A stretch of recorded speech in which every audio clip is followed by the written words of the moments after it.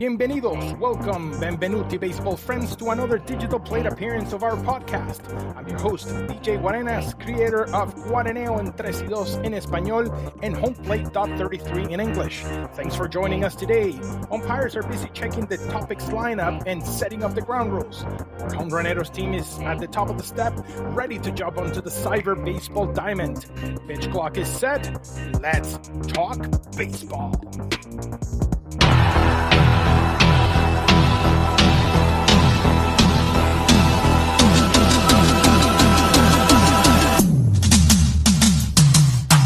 This is your HomePlate podcast. Baseball from north to south.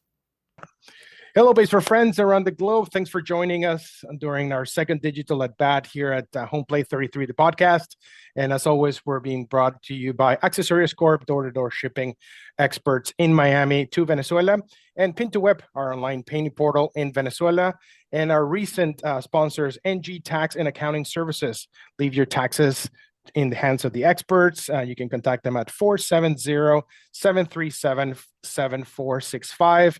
For more information, just give them a call and they'll be able to help them out. Each episode, we treat them as a different season because obviously no season is exactly the same as the other one, and we break it down the following way. We break it down into spring training. That's where we introduce our guests. I'll unveil our topic lineup. Then we go into opening day, where we go high-level summary of the topics that we're going to be discussing, and a little bit of this, a little bit of that. Then we go into the regular season, where we really dive into the topic that we want to talk about. Then we'll take an All-Star break. Everybody needs a break anyways. So then we'll talk about that. We'll talk about anything that has to do with our partners, anything that we want to talk about. Then we'll talk about the trivia question of the day. Then we'll go into the trade deadline, which will, call the bullpen and continue talking about baseball and more baseball, because this is all about in this particular podcast. Then we'll go into the postseason. In that particular section, we'll talk about things outside the field that might not necessarily apply to day-to-day operations, but definitely related to baseball. And then the last section, we'll go into the World Series, where we give an executive summary of what we talked about and give you the answer of the trivia question of the day. And if for whatever reason our guest wants to keep talking about stuff, we'll go into the extra innings, where we actually will have plenty of time to talk about that. Well, the pitcher is walking to the mound. The hitter is putting pine tar on the bat. So let's start in spring training. Spring training. So here's spring training. So the topics are posted on the dugout wall. And first, but not most important part, we'll introduce our guest today, Mr. Alex Eriksson from Chill TV Sports and Chilliwack. How's it going, Alex? Good. How you doing, buddy? How's the off season treating you? So far so good. I know, like a bit cold, but we're managing. and we'll make it work one way or the other. Yeah. Well, thanks for joining us. Yeah, no worries. What was our temperature at practice on Sunday? It was -5, wind chill -11. So a good Canadian summer temperature. We're all in shorts. Absolutely. We were wearing sandals, right? 100% with our arms and all that good stuff. Exactly. Yeah, happy to be here, buddy. Thanks for inviting me. Yeah, thanks, Anna. Thanks for joining us. So let's go through the topics that we'll talk about in each section. So the most important one, like we talked about before we were preparing for this podcast, it will be on opening day. We'll talk about the arm injury report that came out a couple of months ago from MLB. What's our take on it? There's a lot of information there. Some of them surprising, some of them not so much, but we'll definitely dissect that. Then we'll go into the regular season, talking about the baseball notable days for 2025 and the notable teams to watch. There's a few interesting teams and a few tips that we can actually give you to actually make some money maybe next year. I don't know. Then we'll go into the All-Star break, which we'll talk about. We'll give you a hint of our trivia question. We'll talk about our sponsors. We'll talk a little bit of our league with LNBA. We'll talk about Chilliwack Adult Baseball, which Alex and I are part of. We're very passionate about that because adults we still have some in the tank. It's not over at 19. We still can make it work. After that, we'll go into the trade deadline, which we'll talk about the deferred money phenomenon, separating the big market teams and the small market teams. That'll be an interesting topic because there's a lot of information going around back and forth. Then we'll go into the postseason, look at that section that we talk about outside the diamond. We'll talk about the Sammy Sosa going into the Hall of Fame for the Cubs after that weird apology. I don't know. I find it as a juicy topic because, I mean, there's a lot of information there that can be construed as, yeah, it was long overdue, but at the same time, it can't. But no, then it was actually more of a publicity stunt. I don't know. That's what we have, Alex. So we can actually talk about it and go back and forth and talk about it. And then we'll wrap up the World Series with the trivia question answer and what's in stock for the next episode.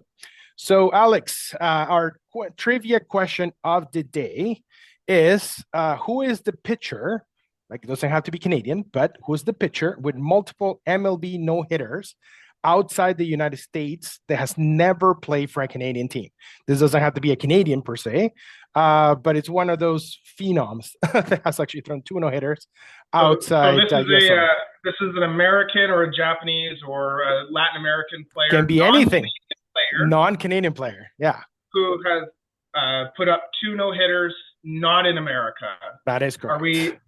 But is it MLB? Are we counting MLB? No, it's MLB only, yeah. Okay, so we're not counting the Japanese or the Korean or any of the Latin leagues. No, I mean, if the no-hitter happened to happen, then like when they play in the Tokyo series, is a different conversation. But it had to be counted Sandy for Koufax. MLB. Yeah, that's exactly. my first guess. What's that? Sandy Koufax, the mythical pitcher himself. Yeah, close but no close. Okay. We'll give you a hint in our All-Star break section. Right. But it's definitely one of those ones that it might be obvious, but not so obvious. I don't know, once you actually hear, it's like, really, that guy? But that's kind of like, and that's an interesting part of having the trivia question every time we actually have our podcast. So now that we have our trivia question, let's jump into opening day series. Opening day. All right. Now in our opening day section, we'll talk about the arm injury report released by MLB. Definitely some interesting outcomes there. They break it down into about 5 topics or 5 general areas in terms of the result of that particular report. Key thing is the most important one that they talked about, and that basically seems to be the common denominator here, that the consensus is most of the injuries come from a max effort velocity and the stuff driving that particular injury. What do you think about that, Alex? I mean, this has come up in conversation before about the prevalence of arm injuries, and I think, I mean, it's sort of a double-edged sword of how good the training is now, and especially how good these kids are throwing at an early age, just mechanically, and the video resources that they have, the feedback they're getting, the coaching that they're getting. There's a lot less, the players that can develop the velocity are developing the velocity, and the players that naturally have this are developing it as well. So, yeah, pitching's such a game of finesse. I don't know whether this was the thing when you were growing up, but my dad would always bash me over the head saying no curveballs until you're like 16. Oh, absolutely. Yeah. Fastball, you have to learn how to pitch instead of throw, right? So, but if you watch the Little League World Series, those kids are throwing junk all over the place, and it's good stuff. So, I think the muscle development, the technique development is there, but maybe the physicality of the joints isn't coming up, and the fact that we have guys that can throw this hard. And I know, the old heads might talk about how Nolan Ryan threw 1,000,000 miles an hour until he was 85 years old, and there's still going to be those genetic freaks. Oh, but absolutely. For the most part, the high velo guys become, pitch shapers and off-speed guys to prolong their careers. And so I think we're just, they're able to get more out of their arm, and it's a high risk, high reward game. Yeah, and it's kind of one of those things, especially when I read this. The first picture that actually comes to mind is Jamie Moyer. I mean, you're gonna Mhm. get a guy that on like you throw a fastball at what, like 80, 82, 85, and he still was able to get people out. Mhm. And obviously, you have like you said, let's call it freaks for argument's sake. You have Paul Skeens that actually going to throw 105, or you have our oldest Mhm. Chapman throwing. Those guys are naturally gifted in terms of the speed, and then you have those guys that naturally they can throw 94, 90, 95, trying to hit 100. And of course, I mean, one way or the other, I know, like it's physically, I wouldn't say impossible because obviously they get to actually throw it, but I mean, they're pushing their bodies beyond what their bodies are capable of actually doing. Then, of course, that explains that max effort part of it, right? So, and also shortening the game for a lot of those pitchers, like as you very well mentioned earlier, those guys, like for example, like the Nolan Ryans in the world, they were there for like 150, 170 pitches. These guys are there for maximum 100. And if they're in the bullpen, you're 20 max effort, and that's about it, right? So it Mhm. doesn't surprise me, the max effort part of it. Um, but they don't really talk about why that max effort is, which kind of like I think it's a shortcoming of the report itself. But I totally agree with you. I mean, sometimes, especially when you're young, you want to learn how to pitch, not how to throw.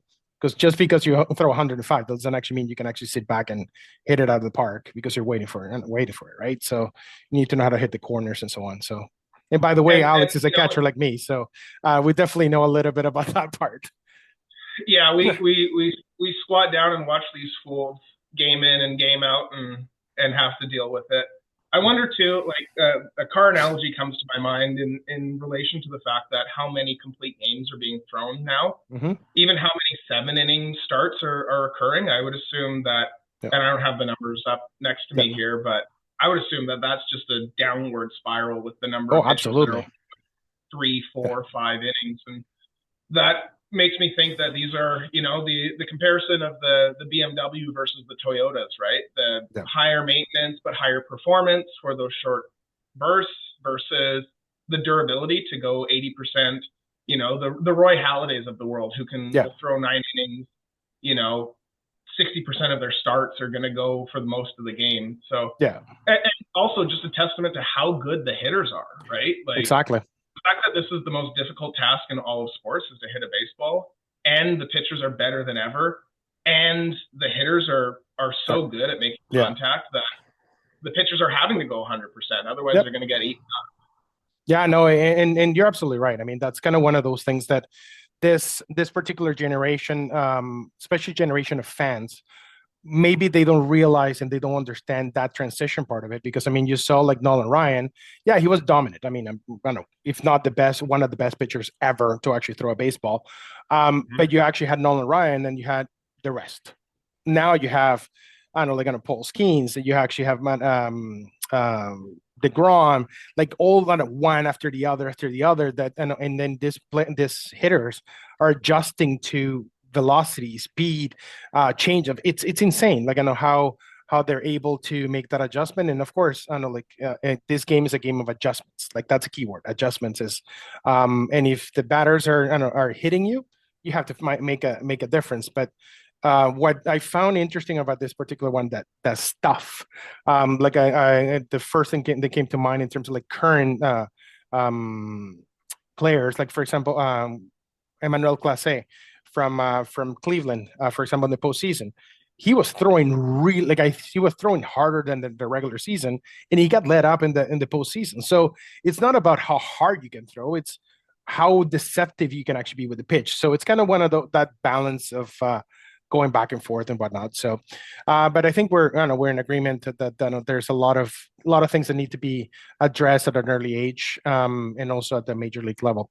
The other part that I found quite interesting here is that the injuries, or the pitcher reported injuries, let's just call it reported, because I mean, as we know, some of them are not reported, they're called fatigue when they're actually truly injuries. There's a steady increase, or like the highest ones are spring training, but there's a decrease in regular season. So I found it quite interesting, especially on the spring training side. I don't have the exact numbers here, but when I was actually doing my research, there's a correlation between players that do not play in the winter ball, and players that do, because they're trying to make the team at the end of the day, right? So they're not going to go, okay, I'm going to build up and use spring training to actually build up, even though they've been throwing bullpens in the offseason. But there's a difference between throwing a bullpen and actually pitching real games, right? So it shocked me that I don't know, it didn't shock me that obviously the numbers were high in spring training, but it shocked me that in the regular season the numbers are actually going down. What do you think about that? Well, I wonder.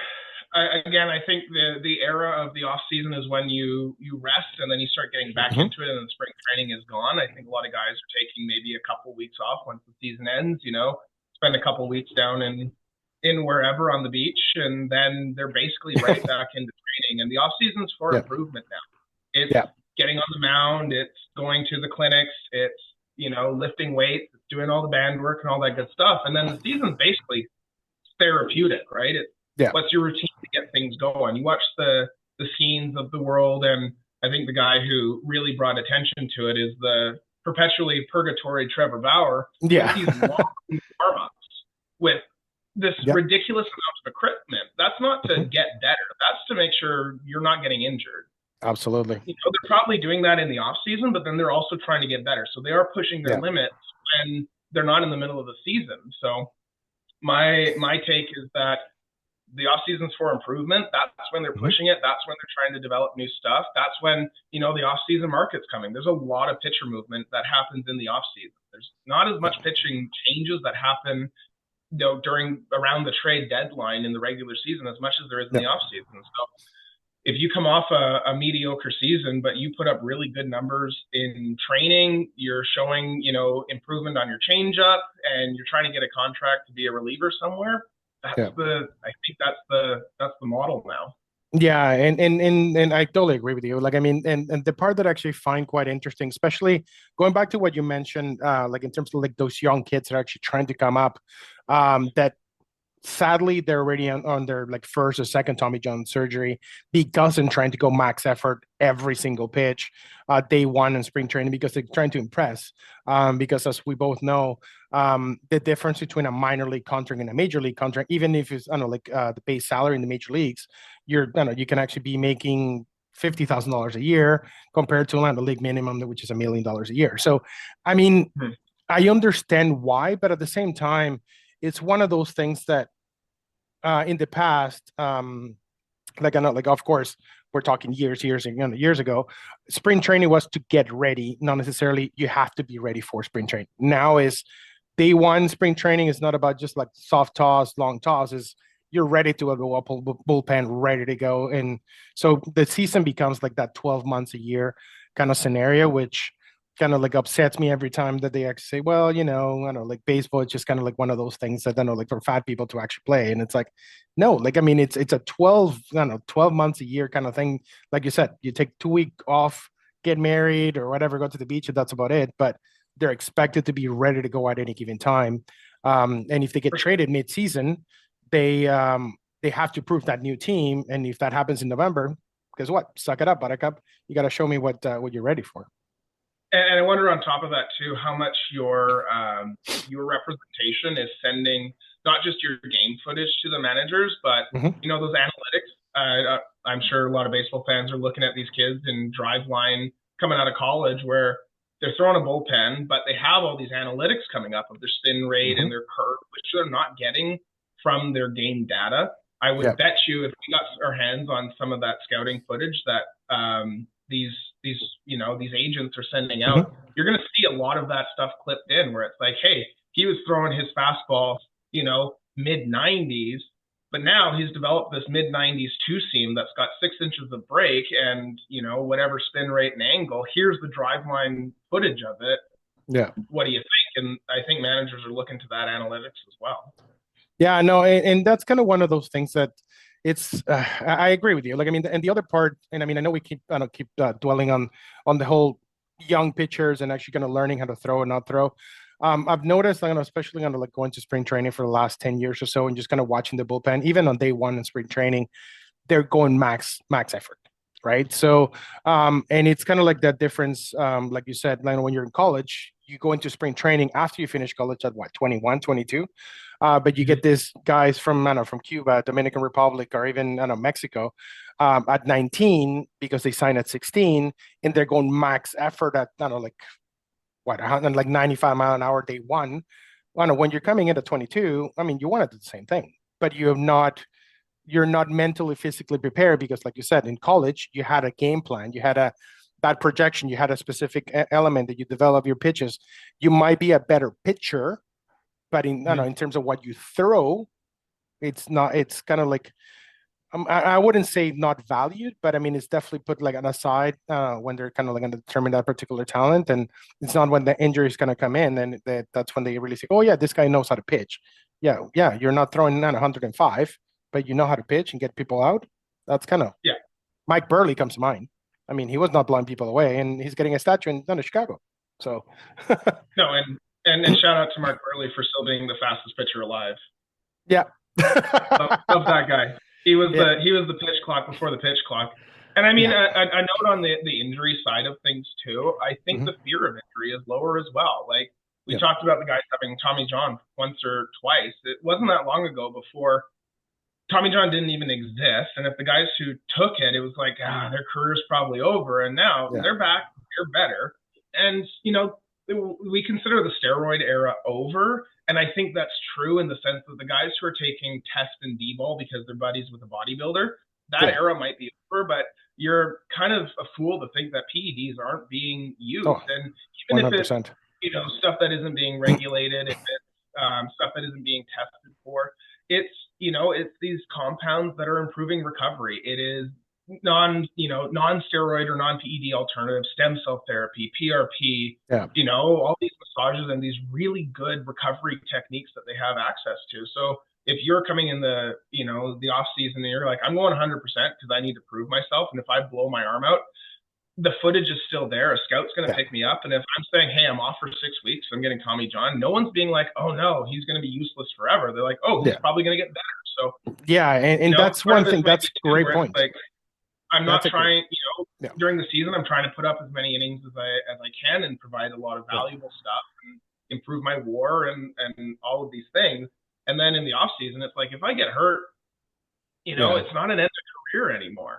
Absolutely. Yeah. Like I find, especially, that was such a great point that you made in terms of the Tommy John part of it. Before it was actually, oh yeah, you're having Tommy John, you're done.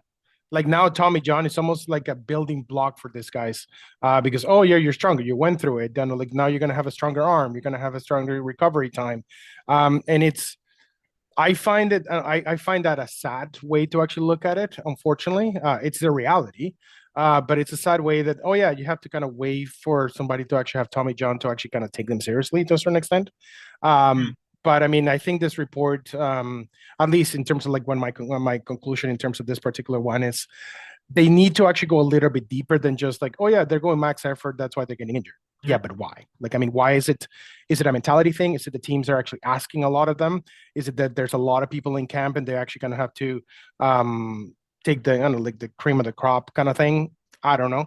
But I think this report, even it's a good start, in my opinion, for Major League Baseball. But it's something that they need to continue kind of pushing. It's definitely not, if they really want to make a difference, I think they need to continue a little bit more, like going deeper into not just, oh yeah, this is the medical part of it, but then like the mental side of it, which as we both know, that's the majority of the thing. And like the physical part of the game, I don't know, maybe 20%, but the 80% of the mental part, it's a completely different beast, right? So yeah, I mean, a quick bit of trivia as well. Tommy John had his surgery in 1975. We are 50 years past the first surgery. In 77, he had his first 20-win season. So, like, even since the conception of this surgery, it has, you know, a track record of improving people's career. So, it's weird that it had a period of stigmatization, but I mean, it's long gone now. What do you think about, and this kind of idea popped in my head of, you know, trying to figure out a way of better balancing the competition between pitchers and hitters? What about, you know, having pitchers pick, you know, you can throw 3 different pitches this inning. You can, you know, you can choose each inning how many different pitches you want to throw, but you have to restrict yourself to 3 and try and make it work. I you know, Again, your thoughts on that? I think that would be ideal. I know that way it's going back to learning how to pitch, instead of going max effort. Like especially for those guys that, like for example, remember Carlos Villanueva that used to pitch for them at the Blue Jays and Mariners. He was one of those guys that used to actually be a fastball guy. He got injured, and he had to learn how to throw that changeup.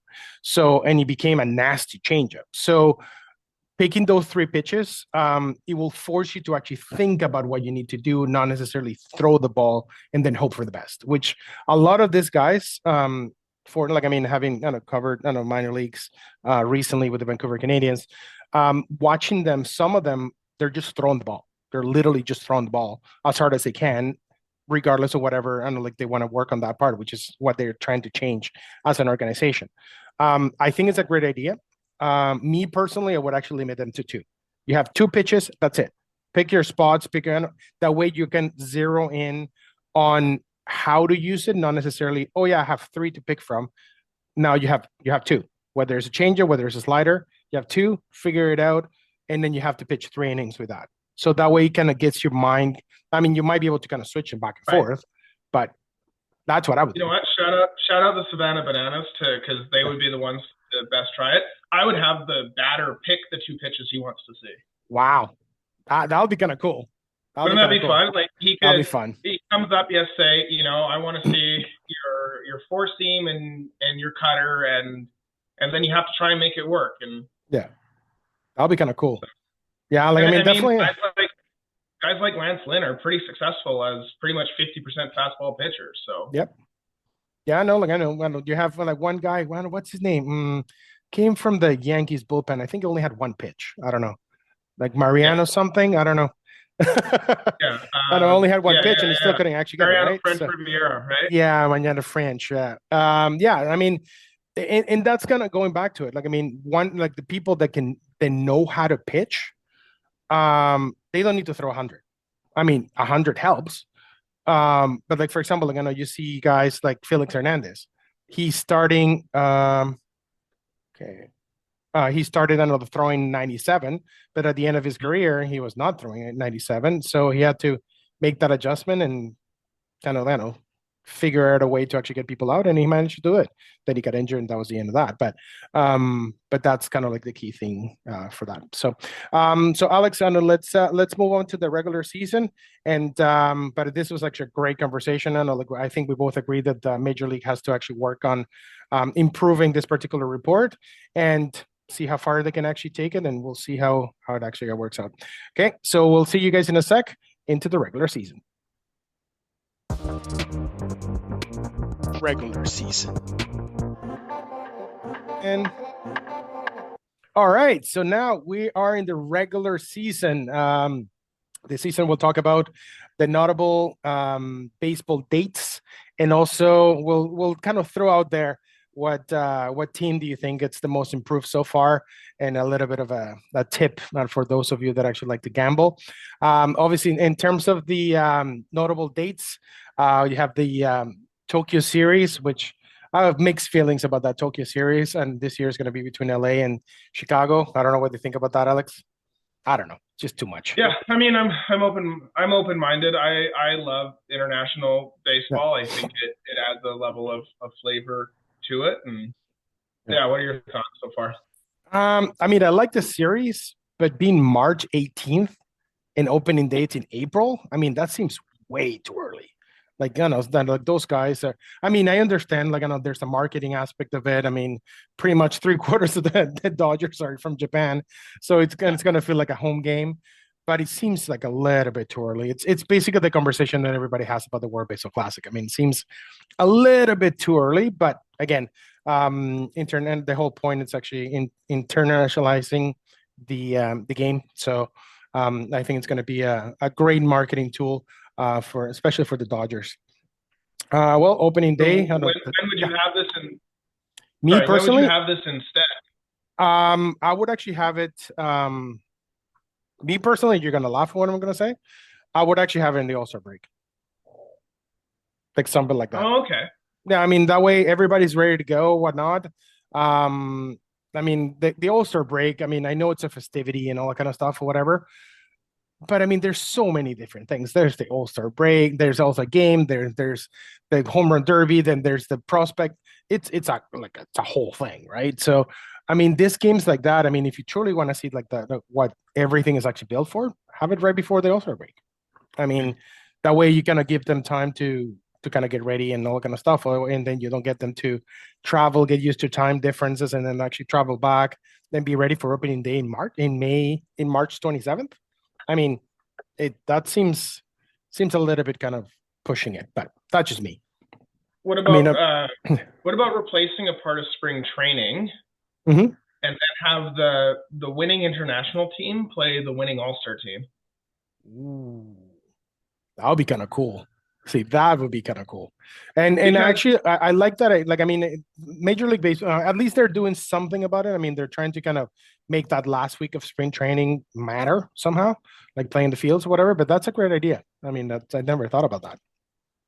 Because I mean, it Huh. would be pretty easy to bring these teams here during spring training and mix them into the games. I don't think Yeah, that would cause too many problems. I think the bigger issue is the MLB teams going yeah, overseas and then dealing with whatever jet lag comes from that. If there's any exactly. customs issues that always come up, there's always some teammate Yeah, who gets busted with something he ought not to have. yeah.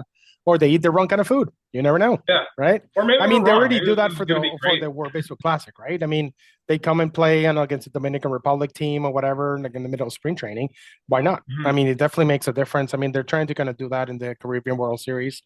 Right now, they have a team from Japan playing in Caribbean World Series. So I understand how. I don't know, like I definitely, I don't know, it would be a good idea. Mhm. Realistically speaking, I mean, putting that none of that world team together will be kind of an interesting one. And how do you pick what team that they play? That'll be a different one, but that's a kind of interesting idea. I like it. I like it. Yeah. Going into opening day, the first game, official opening day, will be March 27th. The official game will be between the Rockies and the Brewers and the Yankees on an interleague game, and then the Pirates would actually be in Miami with Paul Skeens on the bump. I don't know, like it's already been announced. Then after that, the other important date, which I absolutely love this weekend, absolutely love it, the rivalry weekend. I think that's the greatest idea that Major League Baseball have actually had, Yeah. to cultivate that, because I think that's one of the things that the game is actually lacking right now, building that rivalry. I mean, we all know about the Yankees and Red Sox and whatnot, but having that like those ones, especially the small market teams, and having that rivalry weekend that regardless of whatever they're gonna do, they actually have it. I think it's great. I think it's absolutely great. Um, Beyond that, they have the trade deadline that this year's July 31st. Um, I don't know if I don't know what you think about this one. Like, Mika, I know it's July 31st and they eliminated the whole waiver wire thing. Um, would you leave on a July 31st as the trade deadline, or would you push it back if it was for you? Because you still have minor leagues playing August. Yeah, I mean it's I think one of these things I don't care to speculate too much on. I'd Yeah, just rather see how it plays out. I am generally for the MLB changing rules, changing things season to season to yeah, try and improve the game. Even if it doesn't work out, even if it makes things worse, the whole point of it is to we don't know until we try it. true. And the point of it is it's going to be the gold standard. And if other leagues are doing things that we should adopt or the MLB should adopt, like I said, we like we're a part of it, Yeah, that yeah, the major leagues should adopt to reset that standard and improve, not just the quality of the game, but the quality of the experience of the game. So, yeah, let's try it and see what happens. If it sucks, then don't do it yeah, next year. exactly. But if it's great, keep it, right? Like Yeah, I'm glad that they're not, trying to hold true to traditions for the sake of traditions. There's a lot of baseball that's already super traditional, and yeah, that's worth preserving. I mean, the fact that we wear wool pants to play a game in the summer, like that's yeah, probably not going to go away. So, yeah, you know, let's let's change these things around the outside and see if it makes the game better. yeah, I have definitely. no idea on how this is going to play out, but I'm interested to see. Yeah, no, and definitely, in my opinion, anyways, the last few changes that the major league Major League has actually made. Other than the bases size, have been pretty good, especially the pitch clock. I don't think it's a contributor to the arm injury, in my opinion. But they have actually made the game faster and easier to kind of understand, especially for, I mean, you and I mean, we can actually watch a 5 hour game and still be fine. But not a lot of people actually be like, yeah, well, I'm fine going to like back to back 5 hour games. But it has actually made the game a little bit more compact, a little bit more enjoyable for like the regular fan. Um, but I mean, there's some other stuff like I mean, the big like a big bases. I mean, they look like a picture box. They're a little bit, you know, like I pushed a little bit, but again, at least they're trying, which is a key thing for that. And do you think the base and the number of the pickoff limitation was Mhm, like in tandem was the contributor, or do you think we could shrink the bases, keep the number of pickoffs to two, and we mhm. would still get as many stolen bases? Because I like stolen bases. Like I that's love a stolen bases, but I mean, in terms of making it bigger, is it make it that much of a difference? I don't think so. I truly don't think so. Like, I mean, no. you'll get more people in the bases because they can use the outside of the bags or whatever. But at the same time, I mean, it's I don't know. Like that was the one that, but again, that's just being picky. Mhm. I'm actually looking forward to. I mean, I saw it in major and minor league ball when they were testing it out. The robo calls. They'll be kind of interesting. It's not what a lot of people talk about. It's like, oh yeah, well, the umpires are going to go away. No, no, no. This is a challenge system that you're completely different. That a lot of people are like, yeah, there's going to be a bunch of robots actually calling balls and strikes. No, this is just a challenge, a particular one. So it's I'm actually looking forward to it. I'm not sure if you have actually seen about it, but I'm 100% in on the robo umps. I yeah, think um, it's an unnecessary dynamic to the game having umpire discretion on some calls. And to yeah, be fair, the majority of umpires make good calls the yeah, majority of the time. And we're catchers, so half of our job is yeah, making sure the umpires like us. exactly, Um, and we're always being a little bit extra friendly to make sure we get a few inches on the outside. But absolutely, um, I think just eliminating this is a quality improvement. And yeah, I'm for the umpires too. I don't know any umpires who are like, no, I don't want any help picking balls and strikes. Like, yeah, has yeah, there been any like other than I assume the umpires union would be kind of yeah, upset because the idea of job security, but the fact that there's still going to be someone standing there making yeah. decisions, we still need someone behind home plate to make calls and pick up the foul lines and all of the stuff that we need them for. But in terms of being the difference maker in a lot of ways that is not necessary, I think is huge. And hitters knowing exactly where the strike zone is, pitchers knowing exactly where the strike zone is, gives them the confidence to approach and play with an intensity and not have Yeah. to cater to the Angel Hernandez's of the Yeah, world. which no, no, which I'm glad that he's retired now, so we don't have to kind of put up with him anymore. Yeah, it'd Um, be like if we had a rake in the middle of the base path and we're like, well, we've always had the rake. We don't. Sometimes we yeah, need a rake the infield, right? Like a rake's exactly. a tool. We Yeah, just don't need it in the base path. So bring yeah. on the robo umps. Let's just Let's see how clean it up a actually flies, right? piece of dispute and carry on. Yeah, absolutely. I 100% agree. Going back to like our list, I think this is one of the weekends, or actually they made it a week because he is worth a week, not even a weekend, a week of celebrations, which is Ichiro Suzuki. Yes. The Mariners have announced a week of celebrations. They're going to give away bobbleheads, jerseys, retirement jerseys, a retirement ceremony, like you name it. That they're going all out August 5th to the week of August 5th. So I definitely will do everything in my power to go at least a couple of days. For those ones, it's going to be an interesting one. I still blows my mind that he's not 100% a Hall of Famer, like in terms of like votes, but there's always that one person.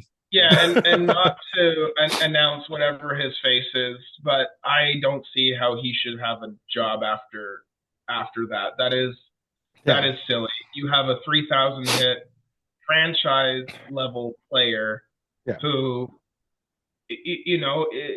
was easily transcended the game of Oh, baseball, absolutely. akin to the Babe Ruths and the Barry Bondses, and Yeah, even the people who don't know baseball probably know Ichiro.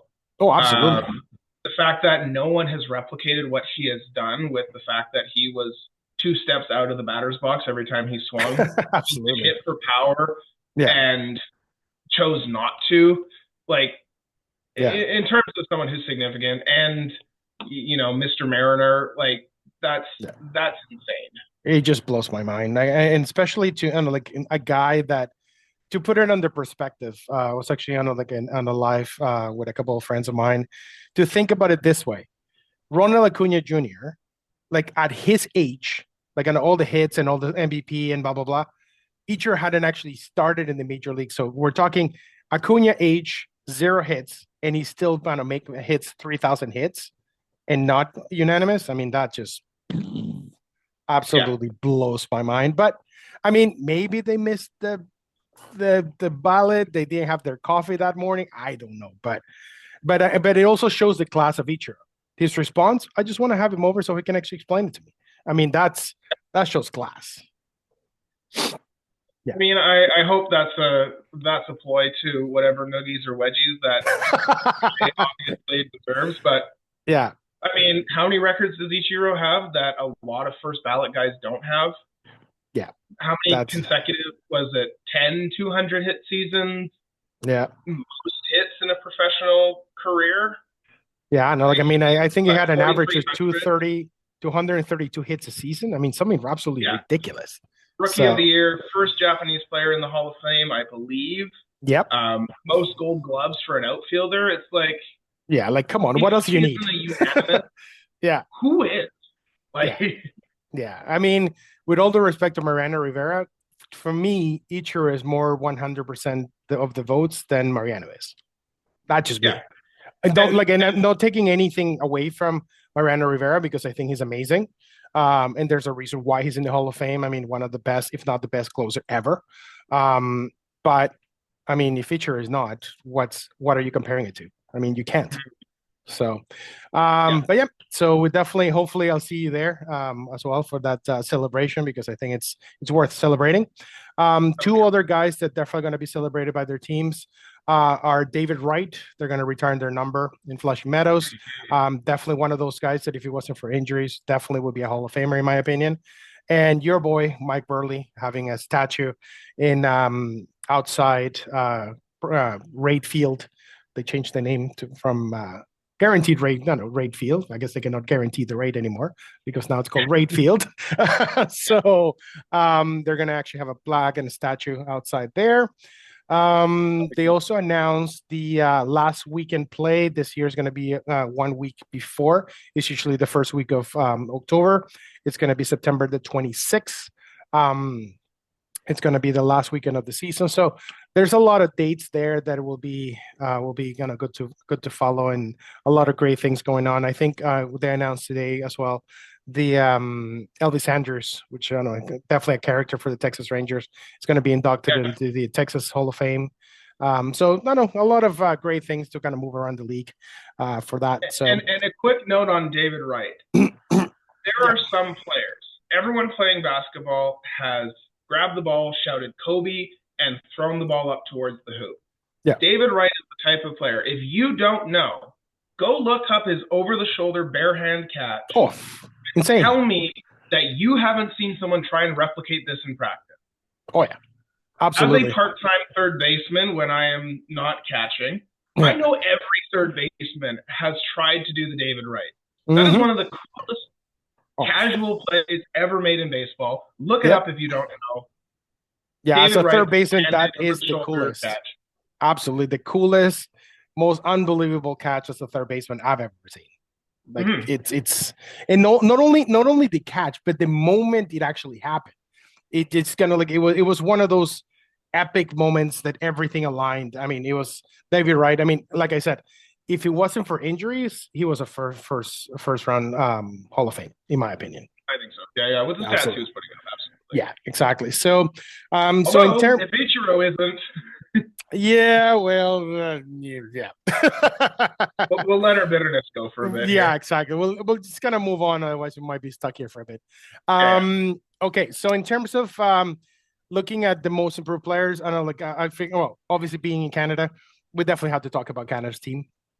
Mhm. Uh, I think it's they definitely, even though there were Cinderellas and a lot of the big free agent moves, I think they have actually done enough to at least be in the conversation for the American League East. In my opinion, I think they still have they're a couple of pieces away, especially in the middle bullpen. They need to address before they kind of be considered as true contenders. But adding Santander, Scherzer, Miles Straw, which in my opinion was more to actually get prospect money to go to Sasaki, but it's another addition. Christian Betancourt to actually help Kirk behind the plate, finally getting another closer after the Romano departing. I think they definitely have enough pieces to push. They definitely not going to be last, in my opinion, in the American League East. I don't know what you think about that. Yeah, I mean, the problem is that is the biggest gauntlet of a division in baseball. You have, Yeah, you have the Yankees who have been strong for a while, despite their ability to accomplish in the postseason. So, as much as I'm a Red Sox and a non-Yankees guy, they're they're pretty well locked for 1 and 2. They haven't really lost anything, even though Soto's gone. Like they're still yeah, up there. Boston always manages to put a good team together. It's just Boston's always a game of atrophy. It's whether or not they're going to hold it on to whatever momentum yeah. they have. If they do, they win the World Series, and if they don't, they disappear into oblivion 2/3 of the way through the season. True. You have the Rays who always manage to put something good together at some point for no reason, being the weirdest Yeah, run the cheapest organization on planet payroll Earth. ever. That would need an entire episode on itself to explain the. Well, we definitely have plenty of time, and you're more than welcome to actually discuss that. And we need a psychologist for that episode. Oh, absolutely, absolutely. And who Yeah, knows what the Orioles are going to do? They, yeah, as the A's of the AL East, like they sometimes put together a really good ball yeah, team of people you don't expect to do well and make a run for it, and then yeah, nobody shows up to those games, and then they dwindle into oblivion. So yeah. I think I the Orioles this year is going to be the team that is going to be the disappointment of the division. I don't know because a I lot of think the so. guys last year, they were overachievers. Um, I don't know, and they lost Corbin Burns. They lost a bunch of key pieces that I don't know if they'll be able to replace them. I don't know. No, for sure. And Yeah, but they'll get but you never decent know. draft You picks. never They know. might have some guys hot in the minors and Yeah, eager because to then come up and get a shot. They're usually pretty good at bringing up the guys from AAA and yeah, working them in. So it's hard to say. There's a lot of young. A lot of these teams are pretty young, which is it's a very huge young. thing. Yeah, So I think it's not unreasonable to assume that there might only be a 15 game spread come kind of June, July between those five teams, yep, and they all might be, you know, 10 games over 500. Like that's not a. yeah.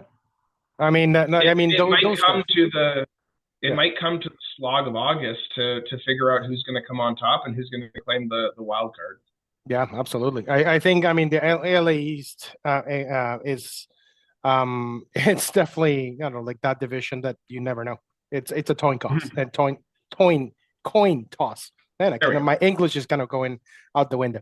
Hydrated. So in terms of what team do you think is going to be? I have one team outside the Canada's team because we have to talk about the Blue Jays. Mm-hmm. What team do you think it's the team to watch out for this season? I mean, I will state my biases out front. They've always been my NL team. I am a Snakes guy through and through. Um, I think they had a little bit of a recuperative year last year after losing in the World Series 2 years ago. I think the Diamondbacks, again, a Yeah. really good young team. They have some good pitching, and Oh, I think huge. they're putting some pieces together. And this might be some snake colored glasses, but I think they can make a run for it. Yeah, I check out the snakes.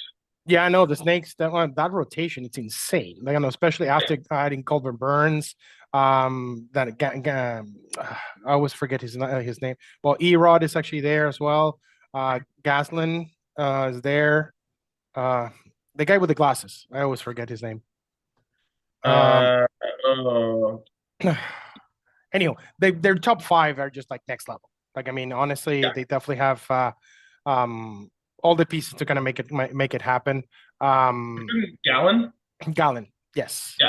yeah. Zach Gallen. I mean, to actually kind of have 1-2 Gallon, Corbin Burns. I mean, really, I mean, not very many teams actually have that 1-2 punch. Um, for him, but I agree. I mean, of course, they still have to actually talk to those guys in LA. I think they're called the Dodgies, the Dodgers. I think they're called in that division. That it might be a little stacked. I don't know, but I think they have the pieces to actually kind of fight them for it. But I think my pick, which in my opinion they're going to be the sleepers, but they have actually made unbelievable additions in this offseason, are the Cincinnati Reds. Adding Terry Francona as a manager, that's going to be a ginormous boost for that team. Getting Gavin Lux to play second base after trading India, getting Brady Singer to actually be their setup guy, bringing Trevino to be behind the plate. They got Austin Hayes to actually play in the outfield, Taylor Rogers to actually from the left-handed bullpen guy that can close games.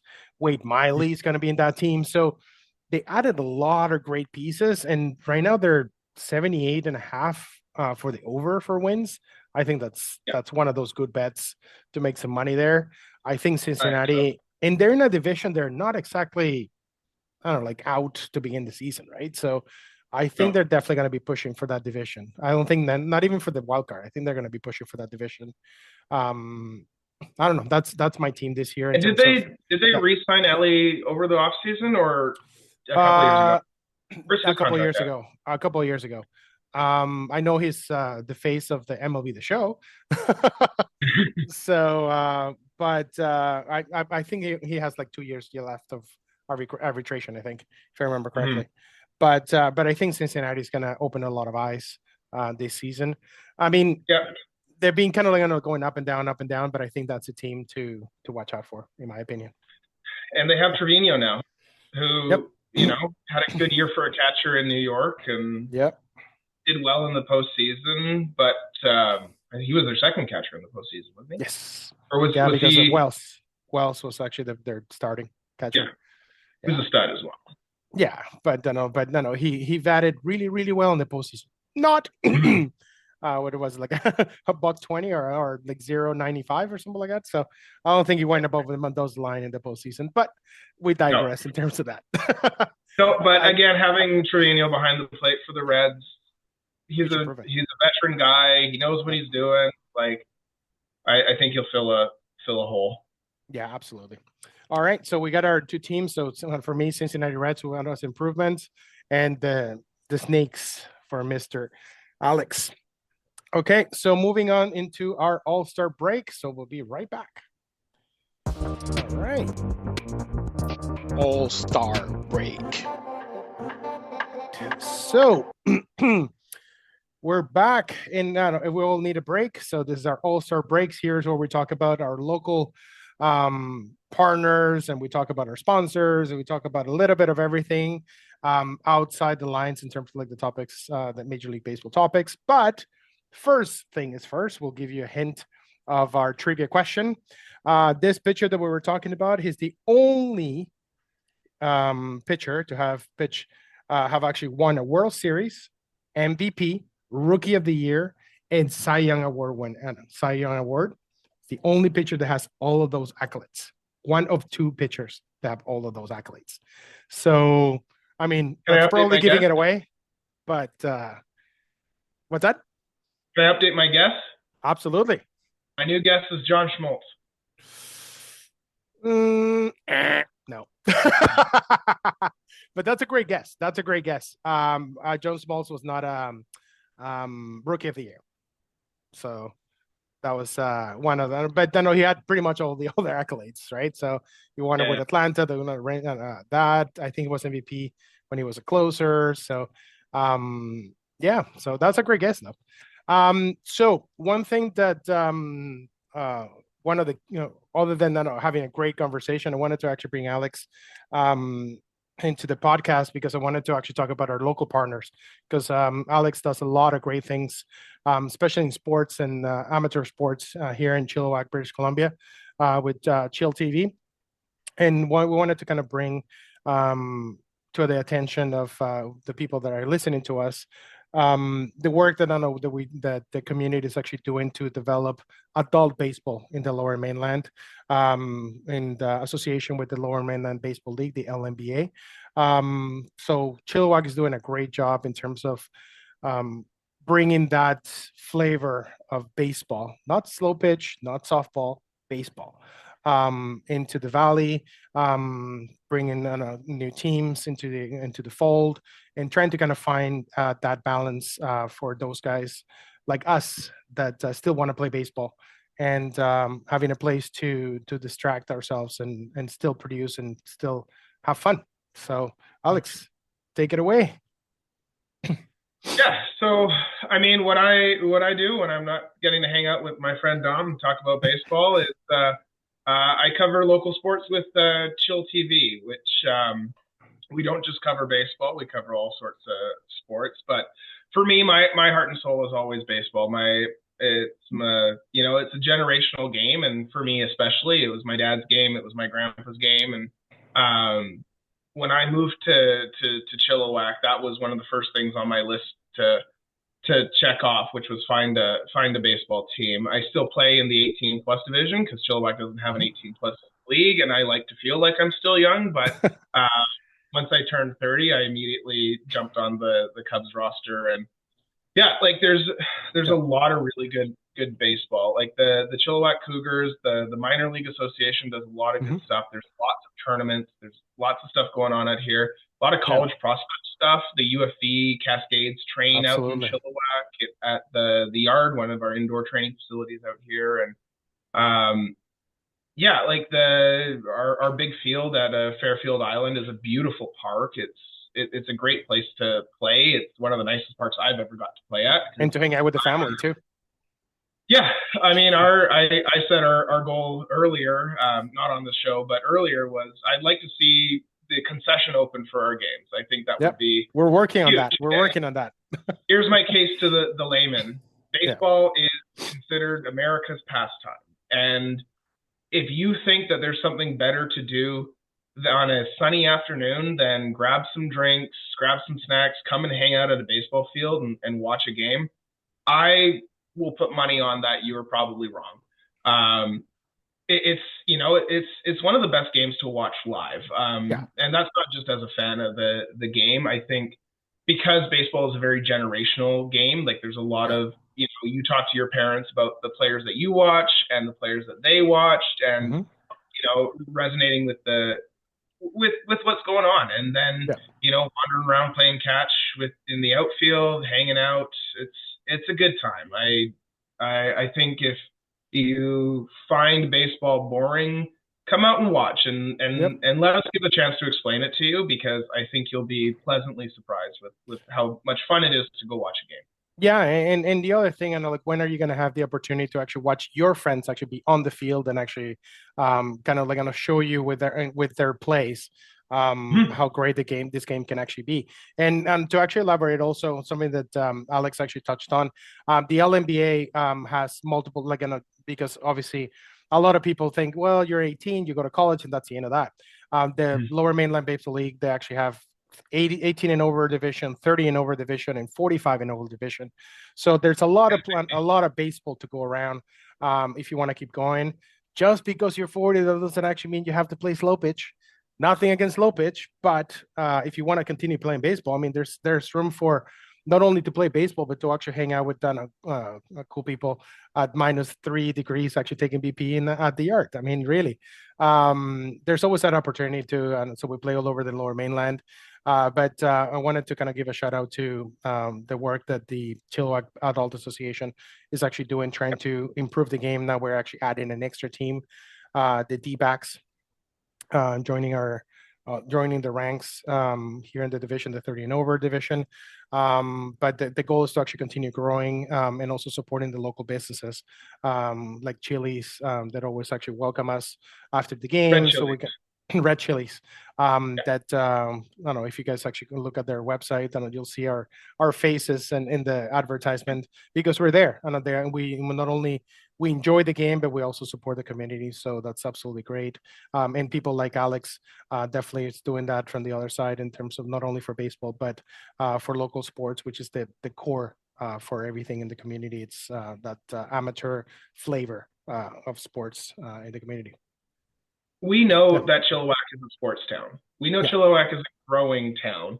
And I think if there's a message we can put out there, which is come go watch the game. Don't sit at home and watch Yeah. whatever on TV. If you want to sit and scroll on your phone, you can do it on the bleachers, Yep. watching your neighbor come play.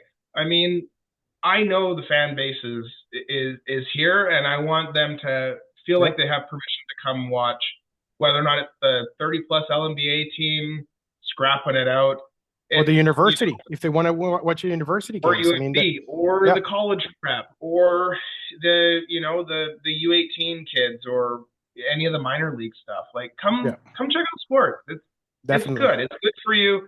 It's a vehicle for inculcating so much virtue Yeah, and life wisdom that is really and it's rarely replicated. free, and it's And it's free. free. Yeah, If you and can then find and the nice parking at thing, Fairfield Island, you can come watch a baseball game for nothing. exactly, and then the key thing too is if you just want to, if you're just curious, I mean, Fairfield Island has that ability to, you can actually park, watch a couple of innings, go for a run, go for a walk. It kind of has a little, you can watch a couple of innings, hang out, go for a walk around the There's a park. dog It's a park. medium, so there's a dog park, so it's definitely worth checking it out.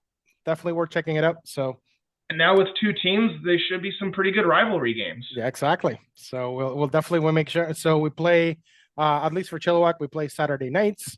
There's the other team. I think I heard a rumor that they play Sundays. So there's going to be games every and all the time. Wednesdays we actually do practice. We might do scrimmages. So if you want to check it out, or if you're interested in playing, there's always information around. So Chilliwack Baseball in our Instagram page, you can always send a message to them, and if you're interested, so definitely Are you gonna put the something to links check it up out. in the description? Yep. So we'll definitely Okay. put that in the description, like the Instagram page for Chilliwack Adult Minor League, and also the LNBA. If you're 18 and over, you don't want to play with the old guys, you can play 18 and over, and you can actually put you in contact with information that you need. All right. So that was our break for the All-Star break, and we'll be right back with the trade deadline segment. Trade deadline. All right, so we are in our trade deadline section, and here we're going to be talking about the deferred money phenomenon in Major League Baseball, which it's a topic that we can definitely talk about for hours, I think, because it's not just the Dodgers that's actually doing it, even though they're the ones who are doing it the most. The Blue Jays did that with the Santander deal. The Orioles actually did it before with Chris Davis, and who's going to forget about Bobby Bonilla? I mean, it's nothing new, but of course, the Dodgers are making that push and separating the big market teams with the small market teams. So, Alex, your thoughts about that? Yeah, why don't you give people a rundown on what this actually is technically, so Okay. so they understand and how this works and why it matters. Yeah. So in terms of the deferred money, so what's happening right now in Major League Baseball, of course, contracts are actually going up. One of the key factors being Scott Boras, which is one of the most prolific agents in the majors right now. So obviously, because of economics, because of markets, they can in baseball having the baseball contracts being guaranteed contracts, not like other sports that are non-guaranteed contracts. They run into the issue of, okay, now the market goes up, a big lot of players signs, and everybody uses that as a building block reference, but not every team actually has $30 million per every player. So what's happening now, and that combined with the luxury tax to avoid teams going over, they're actually signing players and deferring that particular contract to multiple years, so that way they can reduce the luxury tax and being able to actually afford players. Perfect example, the unicorn, Shohei Ohtani, signed a 10-year contract for $700 million. But guess what? He only makes $2 million this year. So the luxury tax hit it's only 2 million, so they can actually sign other players. But what happens? Ohtani gets paid the first 9 years of his contract, $2 million a year. But then after that, he gets paid $68 million a year for the rest of the contract until it's fulfilled. What happens? People like Ohtani, I don't know, interestingly enough, his contract is already paid for just with the marketing and the contract that they actually got with the Japanese TV station for like 2.1 billion. That contract is already paid for. So that's kind of like an anomaly in terms of that, because I mean, you're getting 2 players for one. We can actually spend years doing that. But then you actually have other teams that actually have the money. For example, the New York Mets signing Juan Soto. That's a guaranteed, no deferred money. You want me, you got to pay for it right now, period. And then also there's elements where, for example, the Bobby Bonilla contract, which for those of you that don't know, he signed the longest deferred contract in Major League history, where he actually gets paid $1.2 million every July 1st, kind of today, until 2032, if I remember correctly, Alex, somewhere in there. But what was one of the reasons that the Mets actually did that is because it was one of the requests, or having said that it was one of the requests for Bobby Bonilla. Instead of getting a chunk of money right now, he actually basically his rest of his life is actually taken care of after baseball. So there's a lot of things there, and of course the Bobby Bonilla contract actually worked in the Mets' favor. Because it was a like low amount, but then you actually have other contracts, like for example Chris Davis with the Orioles, that basically crippled the organization because they gave them, I can't remember the exact amount, but a ridiculous amount of money in deferred contract, and then the Orioles basically had to, I wouldn't say rebuild, but they had to kind of really push for a rebuild because they didn't have enough money to sign free agents. So now it's coming back in the forefront because the majority of the players that, for example, the Dodgers actually just added into the roster, which we're talking Roki Sasaki, we're talking Ohtani, we're talking Yamamoto, we're talking Teoscar Hernandez, Kirby Yates, the lefty, Snail. All those contracts for the Dodgers, the majority of them are deferred. Of course, other teams are actually using the tool as well, like Santander with the Blue Jays. 60% of that contract is deferred. So it's not something new, but it's becoming that endemic thing of it. I don't know, do you win now and then basically put your organization in debt in a few years, or do you just buy now and then you still have flexibility later? That's kind of where I think it's worth talking about, because it's becoming a little bit of an issue for some teams. Yeah, I mean, shout out Bobby. For those who don't know, I believe he stopped playing for the Mets in like 99. Correct. Stopped playing professional baseball in like, what, 2011? Or did he Something like stop that. playing in that year? No, he stopped playing for the Mets in 99, and I think he played a couple of years after that. And I just looked and up. then I think he retired. He will celebrate his July 1st day until 2035. Yeah, there you go. I was short even 3 years, and I thought I was actually going too far. Yeah. So he's got 10 more years. Yeah. Getting paid out. So yeah. I mean, this is it's very Keynesian economics for those who like the economic side of things. It's splurge now and hopefully the future debts can get paid off. It's very American. It's very Western economy to do this. I mean, the gamble, I think, has lower stakes too, because either the money gets inflated so that the actual burden in the future is less because the value of the dollar is going to go down over that time, or they're going to be able to buy out these contracts, or whatever changes in the organization is going to happen. If they default on it, then it's like, okay. I wonder how much of these are insured, and even if they can get insurance on these contracts.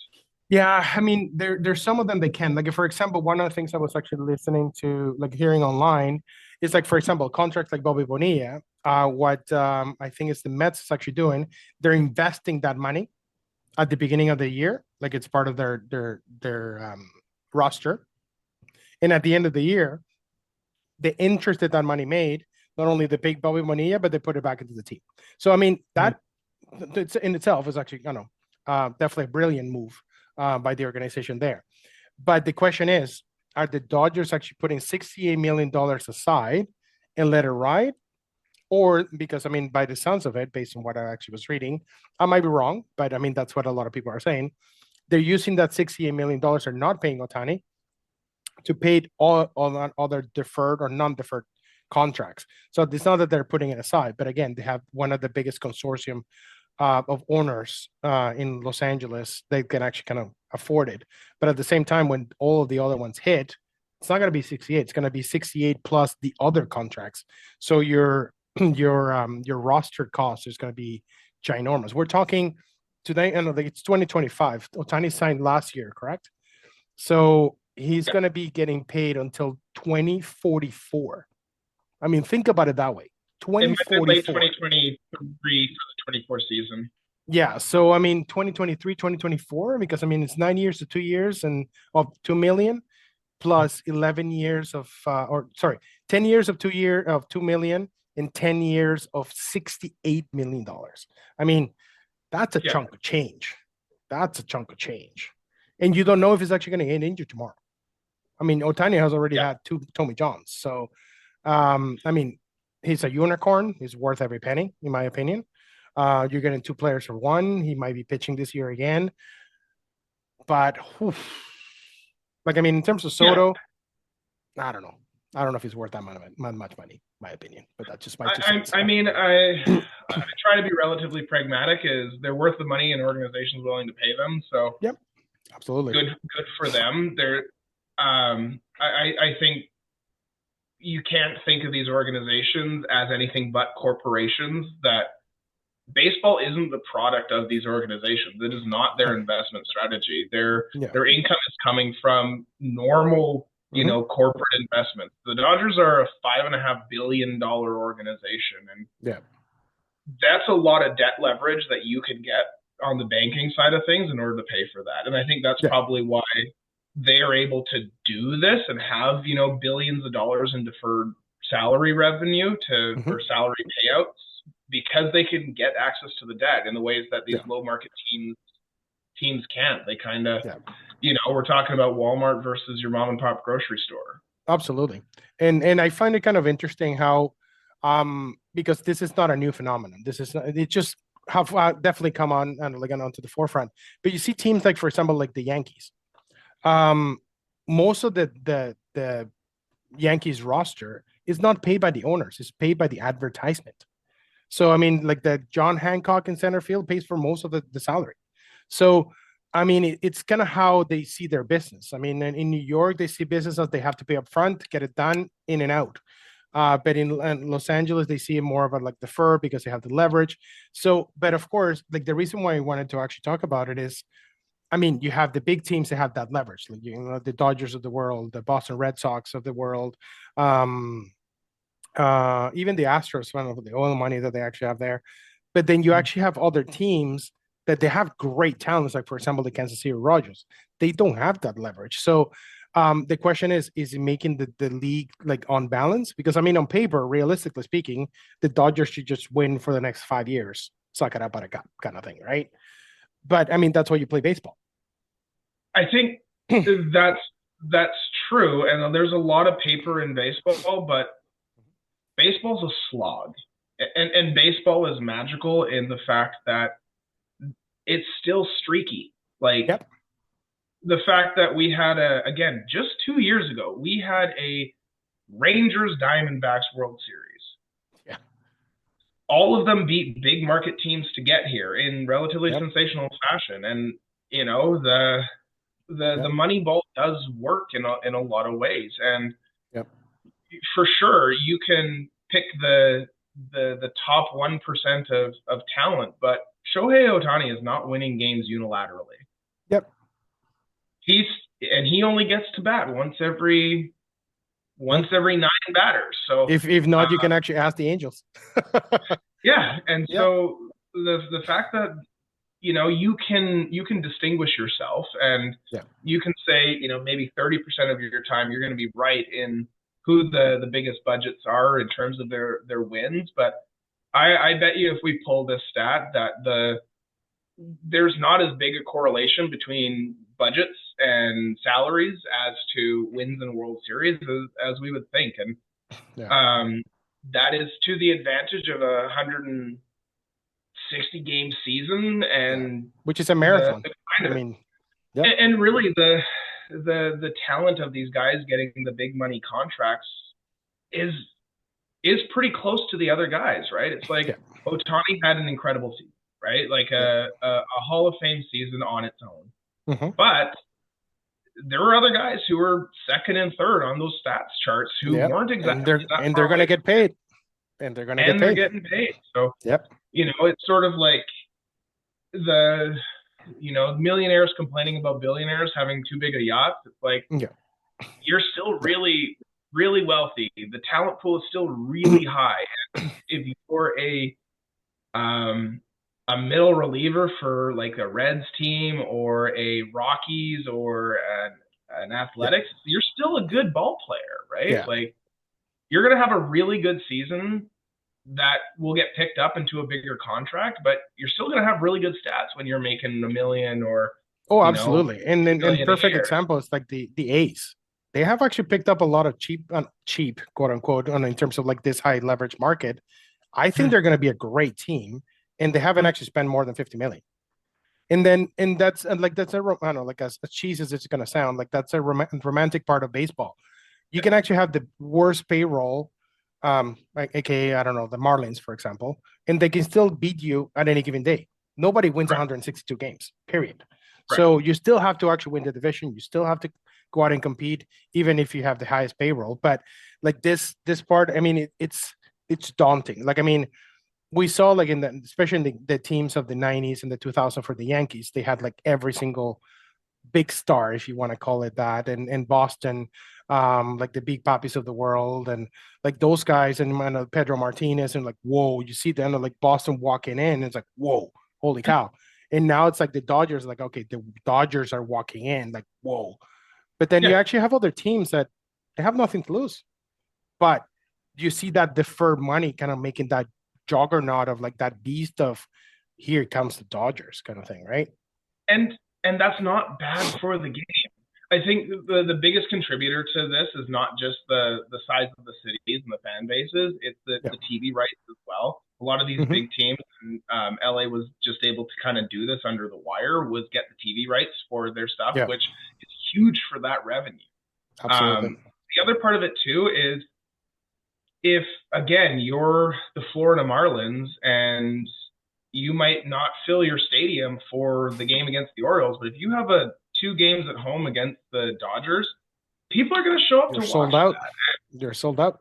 Like, there's a positive aspect to the dynasty, especially in the baseball side of things, where it's like they're not guaranteed to win, and you kind of want to go see your guys go up against Goliath, and they have a chance, and that's pretty cool. Or even if you don't want to see the game, like your guys actually play against Goliath, you want to see Goliath.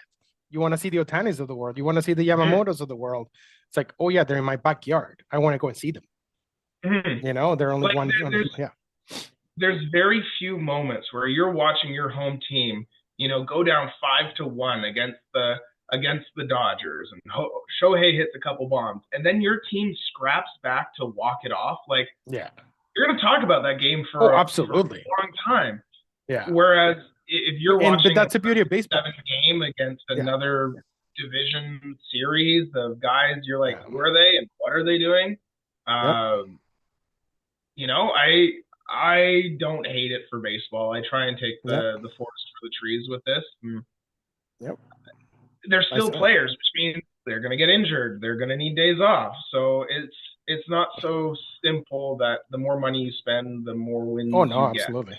Yeah, no, it just like it, which is kind of worth looking at it from 2 points of view. Like, I see it more of the future of the game in terms of like, are they going to be just going to focus on like 3 or 4 four teams getting all that big talent in the market, and the younger team, the small market teams, kind of being like, well, we'll get what we get, kind of, and we'll go from there. But I like kind of like the way you're approaching them. Like, I mean, it's still good for the game to kind of have them in your backyard and kind of like, you still have that revenue, especially for those teams like the White Sox. I mean, the White Sox, when they play, the Yankees, I mean, they get more people in that series than I think they probably will get all their home games. So it definitely helps. And not that I'm trying to be the animal of status quo, because I would like to see each team be able to own its TV media rights, because I think that's a good point of equalization. Yeah. And it's a good incentive structure to, again, market your game to your community, right? Like, yeah, get people in the seats, get people watching the games, do something, right? Yeah, like, no, there's a lot of stuff that goes definitely on during the game that can bring people there, right? So yeah, no, like, and one team that's actually doing a great job at that is actually, for example, the Orioles. They even actually created even a menu of items under $5 for people to actually go. So they're making it for people to actually go, because, like you said, even in the previous segment, watching the game live is a completely different beast than actually watching it on TV. So, but of course, the cost of actually going to go into a baseball game is not something that you can do every day. But if the teams are willing to do that because they're getting revenue somewhere else, it's worth the gamble at that point. So, yeah. I mean, my ulterior motive is, and if you don't know, look it up. 10-cent beer night, 1974. Let's bring that back. Oh, that'll be interesting. Even though I know, like, I don't think it actually worked out very well in Cleveland. Remember when they actually had that 5 cents and everybody went bananas? Are we trying to have a good time, or are we trying to have a good time?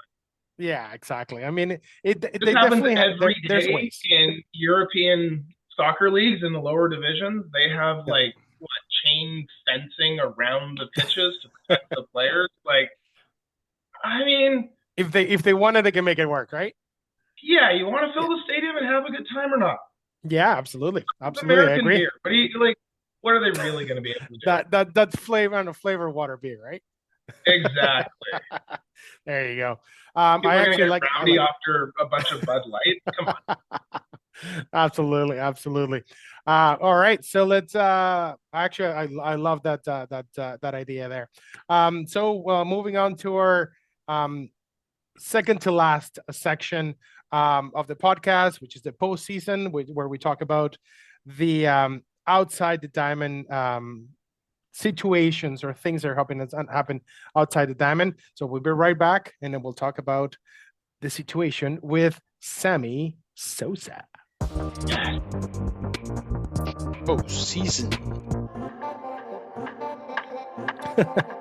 All right, we're here into the postseason, almost at the end of the podcast, and we're gonna talk about an interesting personality that there's people that hate him, there's people that love him, there's people that go, "Who the heck is that guy?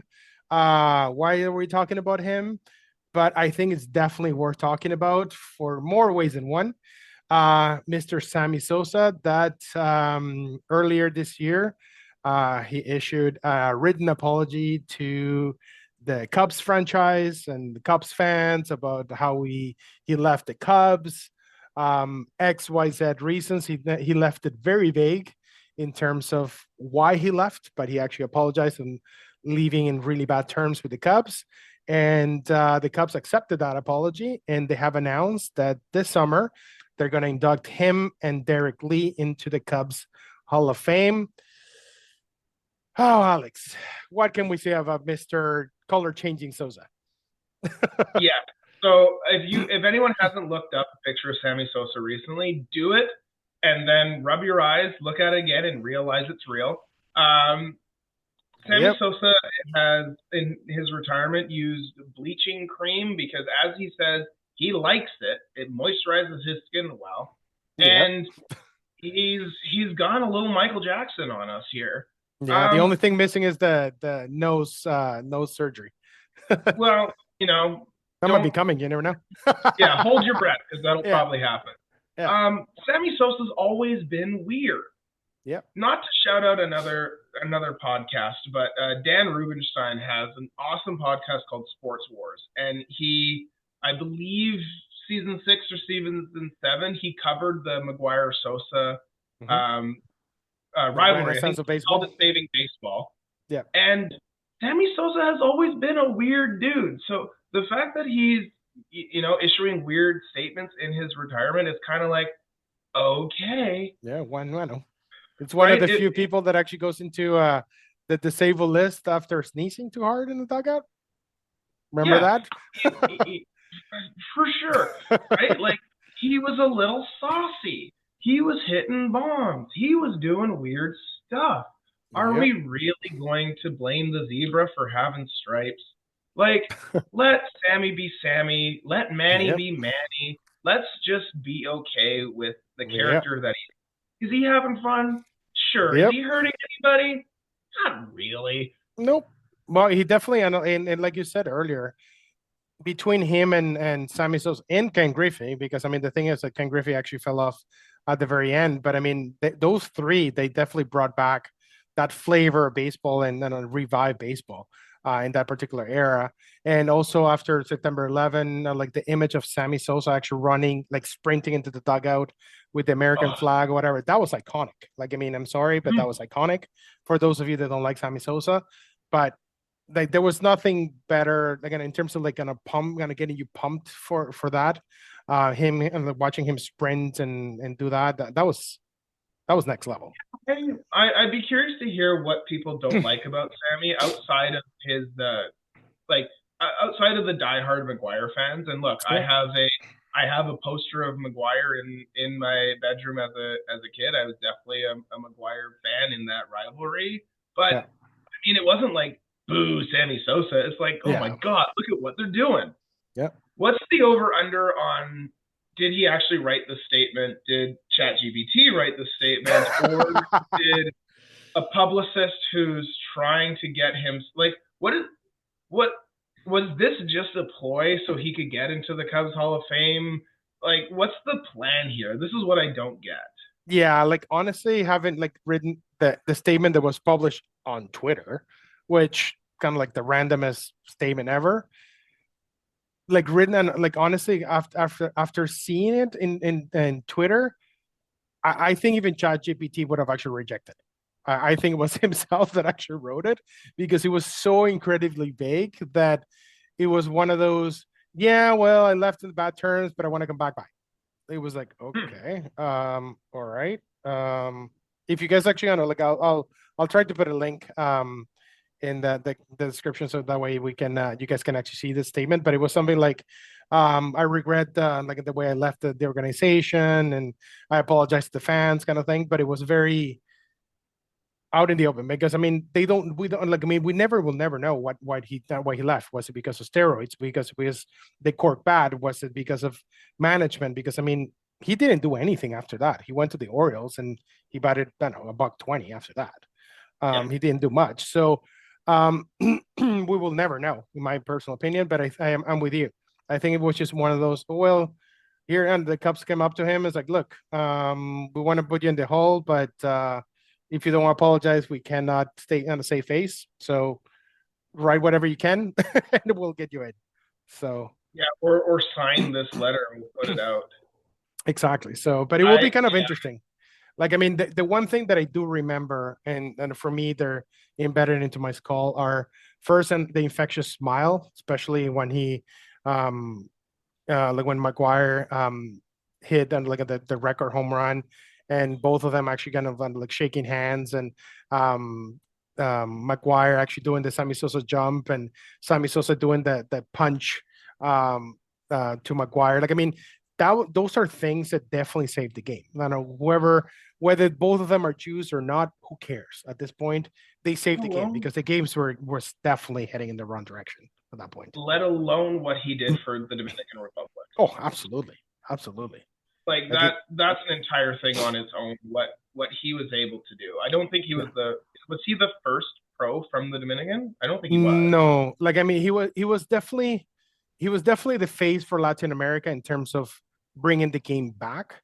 I mean, sure, there've been bigger names in terms of like the history, like for example, like Roberto Clemente. I mean, for me, like, he's the biggest name ever for the Latin players.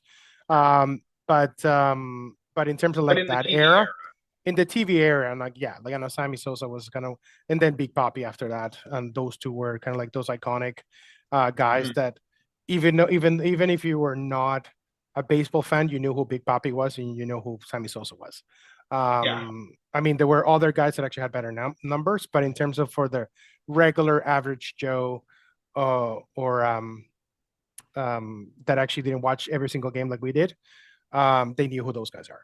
So Well, and how much were they giving back to the community, right? Like there was a lot exactly. of players coming from not just that part of the world, but even smaller areas within America that deal with the political chaos and the economics, who are like, Absolutely. cool, I'm out of here. My family's coming with me. Screw those guys. Yeah. And the fact that Sosa did put a lot of back into the Dominican. He was regularly there. He was, doing a lot to make sure that forefront that country was taken care of as best as he could.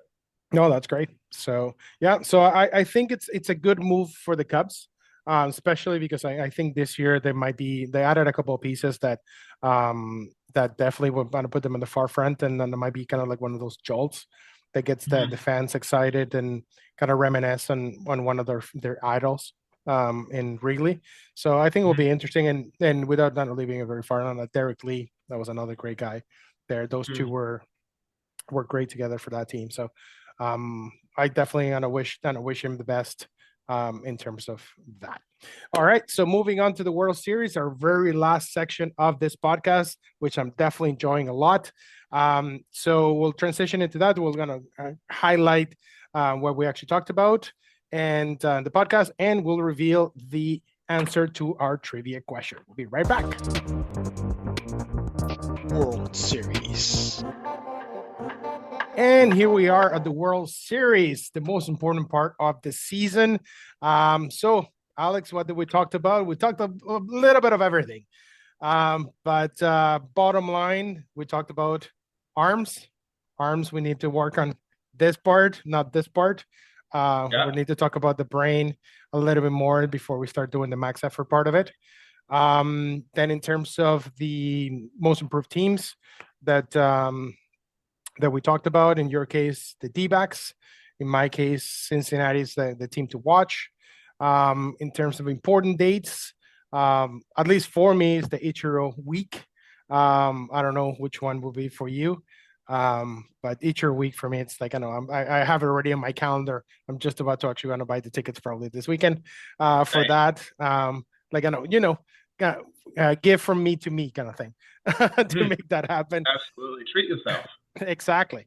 In terms of the we talked about the LNBA, basically fun for the adult, the family, because I mean we still can have fun on the baseball field. Shout out to Chilliwack Adult Baseball and the Lower Mainland Baseball League. Then we talked about the deferred money phenomenon, which you can actually defer all the money you want. You still have to be in baseball games, and if this brings people to the stadium, that's all that matters. So a lot of great things there. And we talked about Mr. White, Black, Brown, Sammy Sosa. Weirdo, but he's our weirdo.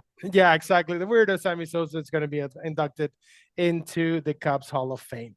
So to remind you of the trivia question that we had for you guys today, so who's the pitcher with multiple no-hitters outside the United States that had never played for a Canadian team? Your last guess, Mr. Alex? I mean, CC Sabathia. I'm out of guesses. Oh, all right. Well, 0 for 3, my friend. But they were great guesses. So I had a lot of games like that in my career. Yeah. The guy the answer is Justin Verlander, that had 2 no-hitters at Rogers Center, one as a Tiger, one as an Astro. The first one, Detroit, and he has had a total of 3. He had another Mr. one. Renaissance man. Yeah, so he had a third in Milwaukee with the Tigers as well. He just actually got the contract with the San Francisco Giants to continue his career in his pursuit for 300 wins. Definitely a Hall of Famer. I mean, there's nothing to say on and off the field. And the wife that he actually has and family and everything. He's a Hall of Famer around. I mean, what else can you say about that guy? Absolutely. I mean, if he goes back to Detroit to end his career, he's basically Kevin Costner in For Love of the Game. Oh, So, absolutely, absolutely. Can you imagine him winning the 300 game at as a Tiger perfect Stadium? game in Yankee Stadium I mean, as a come on. Detroit Tiger. Wow, that would be I that would don't be think money. we can emotionally recover. Like there's Yeah. moments in baseball lore that stand up there. You have Jackie stealing home. Yep. You have Barry Bond or not Barry Bonds. You have Babe Ruth calling his shot. You have the first what was it? Oh my God, the game in the cornfield. The movie's out of my head. Field of Dreams. Field of Field Dreams. of Dreams. Yeah. Like baseball is I think there's no game that better reflects life than baseball. Absolutely. And the moments in baseball are like significant life events for culturally. So Rookie of the think year. I mean, really, like that happened, and like I mean, Jack, and like that's insane. That's just next level. He's going to be pitching until he's 80. So yeah, exactly. So I mean, that's kind of insane. So. All right. So, well, that wraps up our podcast. Alex, thank you very much for joining us. Hopefully, we can have you for many podcasts sessions there. So next podcast, hopefully in the next couple of weeks, we'll be talking about spring training, the big stories from spring training. If everything goes according to plan, I'll be in Florida covering spring training with the Blue Jays. So. And the Vancouver Canadians. So hopefully we can bring you guys exclusive footage of spring training. But obviously we'll do our best, not only here but also on the field because we're still playing. Alex and I had a fear for Chilliwack. So shout out to those guys one more time for allowing us to be part of that community and continuing to contribute into the Chilliwack community as well. So Alex, sorry, it's yours to say goodbye to the guys. Thank you so much for having me. This is fun. There's nothing I love more than talking about sports and baseball in particular. So whenever you want to have me on, I will make sure I'm here. And so for those of you who want to check out other sports stuff, Chill TV Sports, we're part of the Chill TV family. It premieres Thursdays on Facebook and YouTube. So check us out there. And yeah, we'll see you at the game as my catchphrase on there. And yeah, thank you, Don, for having me. Let's do this again soon. Sounds good. So I'll have the link to his channel on the comments on YouTube, and this podcast will be available audio only for like Spotify, all the main platforms there. So you can listen into this podcast over the lab and all about baseball that we actually did today. While you're working out, running, and doing everything that you can. So you don't have to, there's no excuse about, oh, well, I have to actually sit there for an hour. No, you can just kind of rewind, stop, and go and do everything that you actually need to do and enjoy baseball talk here at HomePlate 33, the podcast. Thanks again, Alex. And we'll see you in a couple of weeks with more baseball talk at HomePlate 33.